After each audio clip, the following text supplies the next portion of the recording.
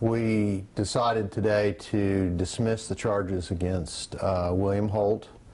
Mr. Holt was charged with first-degree murder of Terry Moody. We tried this case in February of 2012 earlier and had a hung jury. Following that jury trial, we talked with jurors.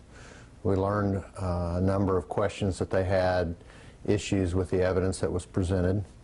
And based on those discussions, we sent a lot of evidence back down to the OSBI laboratory, either to be retested, some of it to be tested for the first time.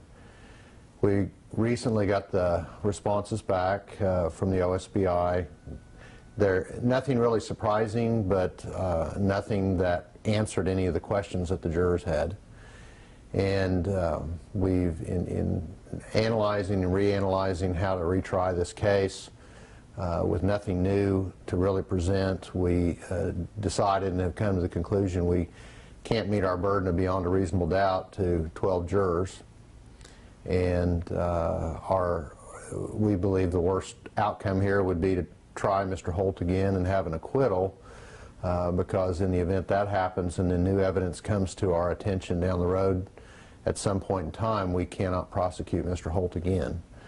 So we made the decision at this point to dismiss the case. Mr. Holt's been released from jail this morning, and we will keep our eyes and ears open in the future, and if any new developments come about, the state's able to file first-degree murder charges again, because there is no statute of limitations. Well, I think the real key in this is a lack of evidence. This was a situation where the state's position is there were only two people in the house, the deceased and Mr. Holt. And so Mr. Holt obviously is in a position to know what happens, and whatever he tells us, that's the only information we have aside from what the evidence shows. And the other bad part about this is that there's just a surprising lack of evidence of what happened on that day in that house. We tested a curtain that separated two rooms, confirmed that it was Mr. Moody's blood. That was no surprise. We tested Mr. Holt's shirt. It had a stain on the back of it. That turned out to be Mr. Moody's blood. That was no surprise. But again, it didn't really answer the questions that Mr. Holt's statement. He claims another person came in the house and committed this crime. That evidence didn't add or detract in either way to us proving or disproving that story.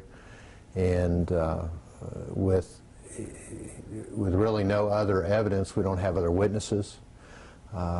It's one of those things where there's really just a surprising lack of information or evidence as to the events that led up to Mr. Moody's death. The only thing that's 100% clear is that Mr. Moody was murdered. And so that's what's so disappointing to us, not being able to prove it at this time.